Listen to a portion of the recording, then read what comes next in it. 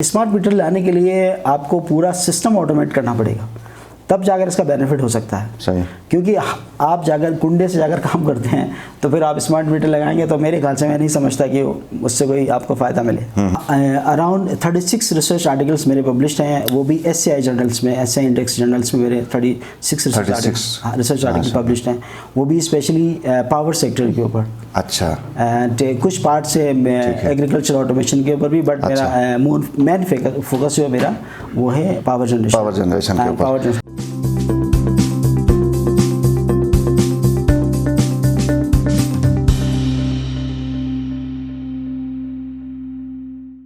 अस्सलाम वालेकुम, आप देख रहे हैं IMN, मैं हूं शब्बीर मीर। नाज़रीन, गिलगित बल्तिस्तान में सर्दियों में पावर का जो क्राइसिस होता है, यानी बिजली की जो लोड शेडिंग होती है, वो किसी से ढकी छुपी बात नहीं है। 20 घंटे 22 घंटे तक की लोड शेडिंग होती है। ये लोड शेडिंग कमोबेश 6-7 महीने कम से कम चलती रहती है, और जब गर्मियों में वाटर फ्लो बढ़ जाता है तो इसके ऊपर फिर किसी हद तक कमी पूरी हो जाती है जब पावर जनरेशन ज़्यादा होती है, और जाके फिर जब जून जुलाई में हमें तकरीबन 20 घंटे प्लस की बिजली मैसर होती है। आज हम इसी हवाले से बात करेंगे। मेरे मेहमान ख़ास मेहमान हैं, गिलगित से इनका ताल्लुक़ है, डॉक्टर इंजीनियर फ़िदा हुसैन। जी हाँ, डॉक्टर भी हैं, इंजीनियर भी हैं। इन्होंने PhD की है चाइना से, और जो PhD की है वो पावर जनरेशन एंड ट्रांसमिशन के ऊपर। इसी हवाले से बात करेंगे। डॉक्टर साहब, इंजीनियर साहब, आपका बहुत शुक्रिया, 2 डिग्रीज आपके पास हैं। सबसे पहले थोड़ा सा हमारे नाज़रीन के लिए, जैसे मैंने शुरू में भी कहा था, आपका ताल्लुक़ गिलगित से। आजकल आप अमेरिका में हैं, PhD आपने चाइना से की थी, और 2 साल कमोबेश आपने चाइना में काम भी किया। थोड़ा सा अपना एक्सपीरियंस हमें बताइए कि जब आपने PhD की तो किस यूनिवर्सिटी से की, और उसके बाद इसी पावर जनरेशन एंड ट्रांसमिशन के ऊपर आपने काम किया। तो पहले आपने चाइना से स्टार्ट किया था। जी। सबसे पहले मैं कहूँगा थैंक यू शब्बीर साहब, आपने हमें इनवाइट किया, और thank you again. Thank you. तो बेसिकली मैंने पावर जनरेशन पावर ट्रांसमिशन के ऊपर मैंने चाइना जिंगसू यूनिवर्सिटी से मैंने PhD किया।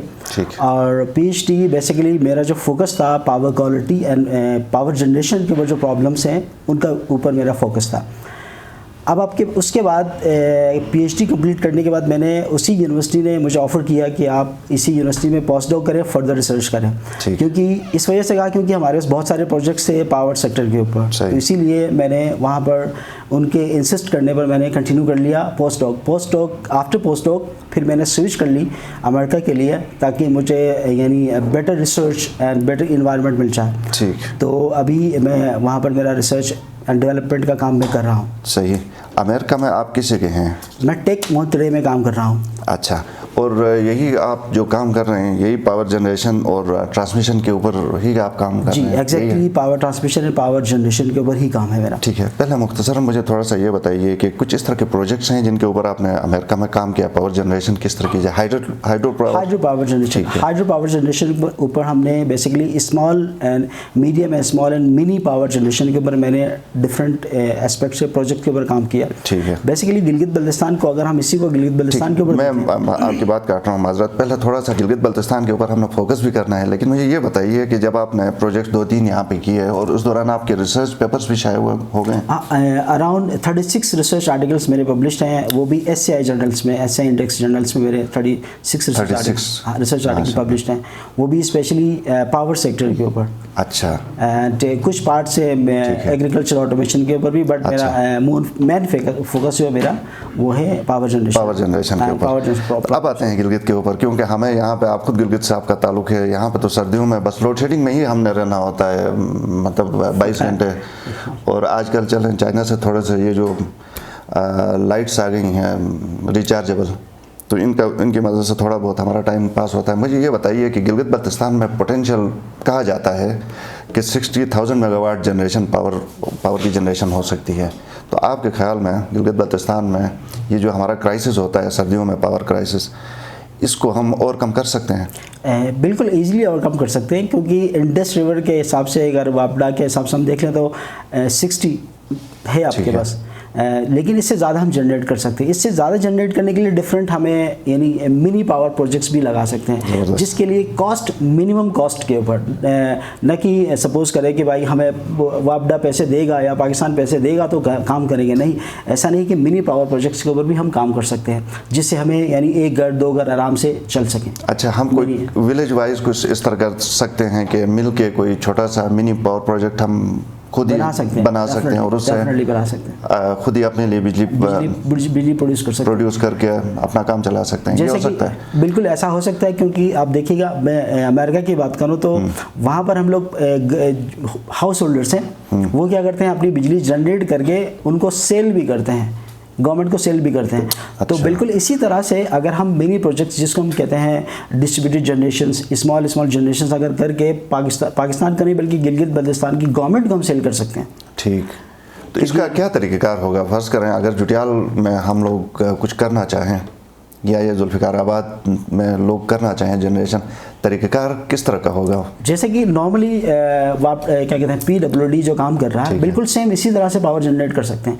यानी हमारे पास जनरेटर्स होंगे, वो स्मॉल होंगे, और जो हाइड्रो की बात कर रहे हैं ना? जी भी मैं हाइड्रो की बात कर रहा हूँ, जनरेट कर सकते हैं। इसके अलावा इंडस रिवर पर भी हम मिनी प्रोजेक्ट्स लगा सकते हैं, न कि आप डैम की तरफ चले जाए $1 बिलियन के ऊपर, हम मिनी प्रोजेक्ट्स लगा सकते हैं। हाँ, ये गिलगित बल्तिस्तान में तो हमारे पास बेशुमार मौके हैं, तो इनसे हम छोटे पैमाने के ऊपर जैसे बात हो रही है ये आराम से कर सकते हैं। डेफिनेटली।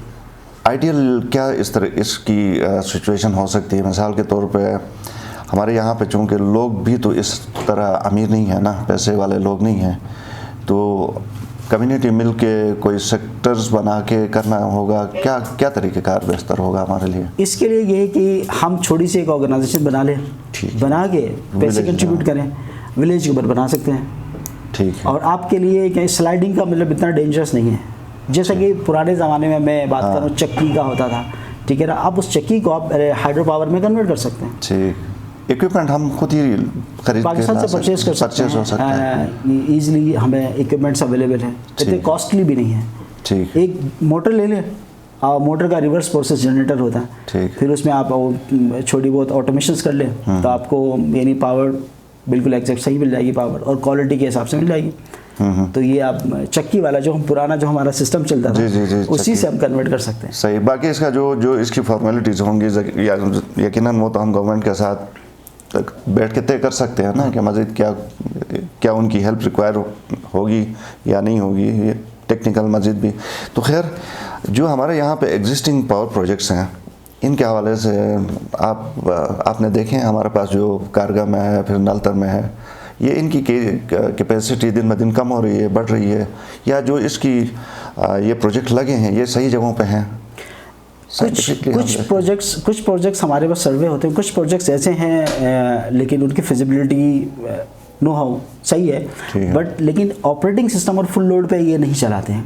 अच्छा। फुल लोड पे चलाना चाहिए, फुल लोड पे नहीं चलाते हैं। इसके अलावा स्किल वर्कर्स हमें चाहिए। हाँ। क्योंकि स्किल वर्कर्स बेसिकली बहुत ज़्यादा अहमियत रखता है। स्किल वर्कर्स हमारे पास अगर होंगे तो क्या होगा, वो जो ऑपरेटिंग सिस्टम होगा वो बिल्कुल ईजिली ऑपरेट कर सकेंगे। फॉर एग्जांपल मैं आपको एग्जांपल दे दूं, ये 18 मेगावाट है हमारे पास, उसका मैंने स्पेशली खुद जाकर विजिट किया। वहाँ पर जो है ऑटोमेशन की जगह पर हम मैनुअल ऑपरेट कर रहे होते हैं। अगर मैनुअल की जगह उसको ऑटोमेट कर दें तो क्या होगा, डेफिनेटली हमें पावर यानी बिल्कुल क्वालिटी के हिसाब से पावर मिल जाएगा। तो ये जो हम मैनुअल कर रहे हैं, ये जो स्किल ना होने की वजह से हम ये डेफिनेटली, जब चाइना ने सबसे पहले लॉन्च किया था, दिया था, तो उस वक्त बिल्कुल ये ऑटोमेटिक काम कर रहे थे।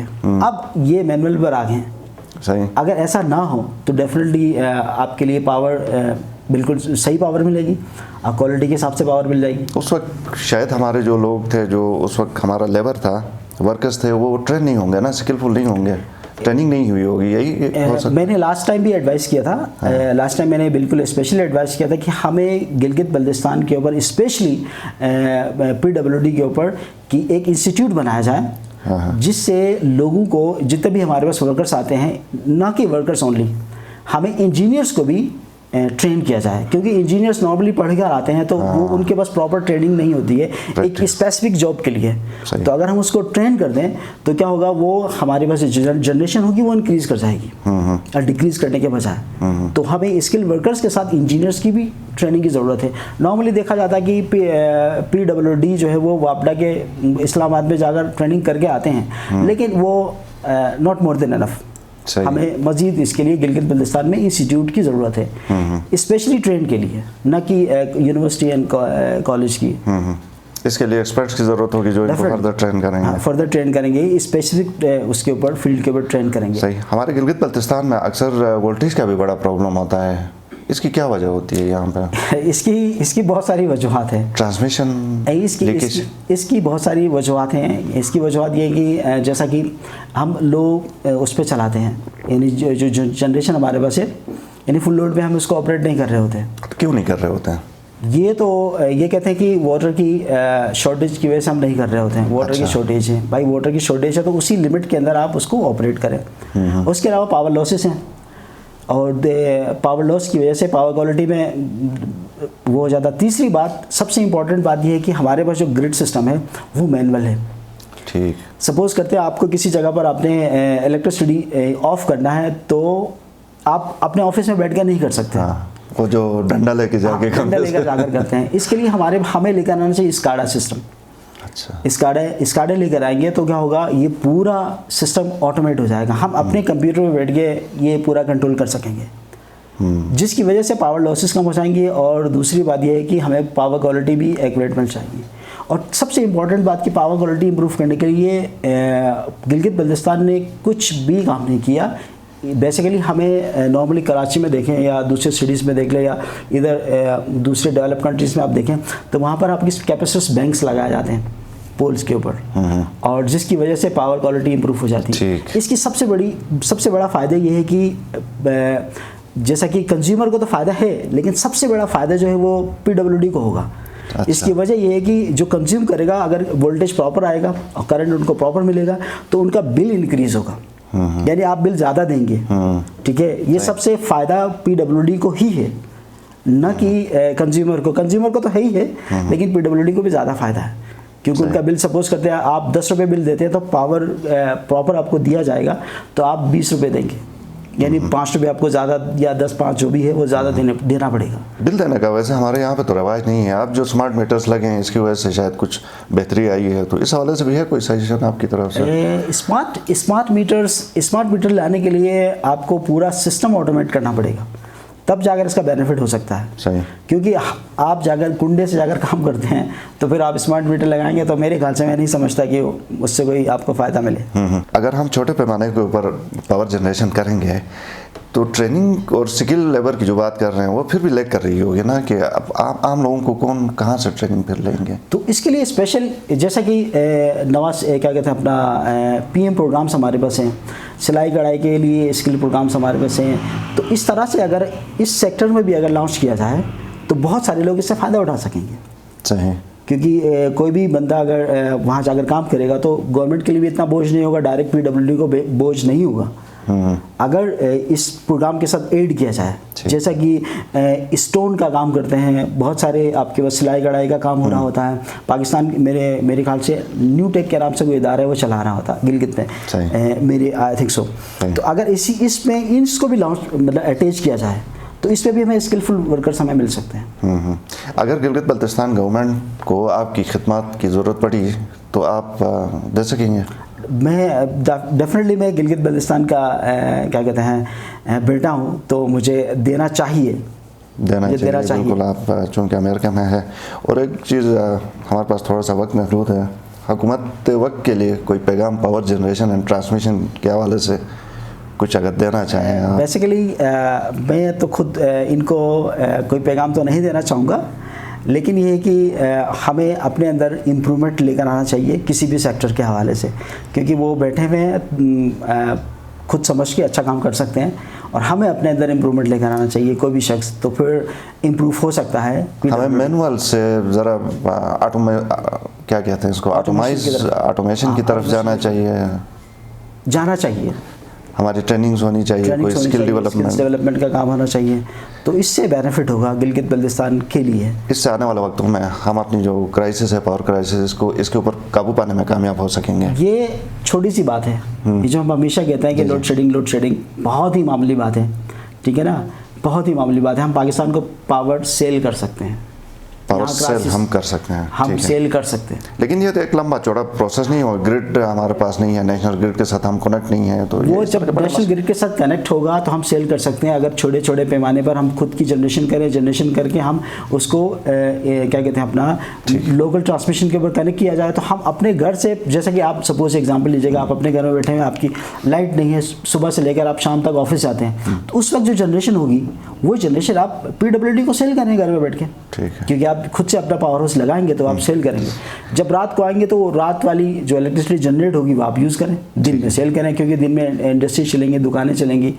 डेफिनेटली जब इलेक्ट्रिसिटी प्रॉपर होगी तो हमारे इंडस्ट्रीज़ भी आराम से हम ऑपरेट कर सकते हैं। हम अगर आपसे कहा जाए कि गिलगित बल्तिस्तान में ये छोटे पावर प्रोजेक्ट्स के ज़रिए इस क्राइसिस के ऊपर काबू पा सकते हैं, तो आपको अगर टास्क दिया जाए तो कितने सालों में फर्ज करें ये हो सकता है? ये बेसिकली डिपेंड करेगा बजट के ऊपर और कॉपरेशन के ऊपर डिपेंड करेगा। ठीक है, बजट एंड कॉपरेशन अगर हो तो आपके मैक्सिमम 1 ईयर्स में, 1 and 2 ईयर्स में आप कंप्लीट कर सकते हैं। यानी आप ये कहेंगे, आप मुझसे ये कहेंगे थ्योरेटिकल है, तो ऐसा नहीं, प्रैक्टिकली भी ऐसा मुमकिन हो सकता है कि आप कोऑपरेट करें, आप प्रॉपर वे से काम करें। तो रिसोर्सेज ऐसा नहीं कि आप टेंडर करने के लिए आप 2 साल लगा लें, 2 साल के बाद टेंडर पास होगा, ऐसा नहीं, आपके फास्ट वर्क करें तो ये पॉसिबिलिटी है, एवरीथिंग इज पॉसिबल। ठीक है, बहुत शुक्रिया फिदा हुसैन साहब, आप हमारे प्रोग्राम में आए। नाज़रीन, ये प्रोग्राम के अंदर जो सजेशंस आई, जो बातें हो गई, ये वो बातें हैं जिनके लिए जिनके ना होने से जो पावर क्राइसिस का शिकार हम लोग होते हैं गिलगित बल्तिस्तान में। वो कहा जाता है कि हम जो पावर के हब में बैठ के क्राइसिस का शिकार रहते हैं हमेशा, और एक अजीब बात होती है कि बजाय इसके कि हम एक्सपोर्ट करें बिजली, खुद ही 24 घंटे में से 22 घंटे लोड शेडिंग सहते हैं। बहुत सारी सजेशंस आ गई। उम्मीद है हुकूमत जो हमारी है इसके ऊपर तवज्जो देगी। प्रोग्राम देखने का शुक्रिया, आपके फीडबैक का इंतज़ार रहेगा। इजाज़त दीजिए, अल्लाह हाफ़िज़।